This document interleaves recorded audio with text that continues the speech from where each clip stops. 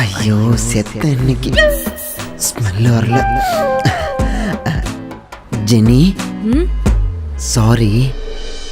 இல்ல குரு, இனிமேல் நம்ம 2 பேருக்கும் இது செட் ஆகாது. இப்போ என்ன ஆச்சு? நீ போய் மட்டும் தான் சொல்ற. நான் என்ன போய் சொன்னேன்? நேத்து நைட்டு உன் ஃப்ரெண்ட்ஸோட நீ பார்ட்டி போல. போச்சுடா, மாட்டிக்கிட்டான், சரண்டர் ஆயிடுவான். ஆமா. அப்புறம் ஏன் என்கிட்ட நீ அதை சொல்லல? அது லேட் நைட் திடீர்னு பிளான் பண்ணது, அதனால தான் நான் சொல்லல. அப்போ லாஸ்ட் வீக் போனியே, அதை ஏன் சொல்லல? இது எப்படி தெரிஞ்சிச்சு? மறந்துட்டேன். மறைச்சிட்ட.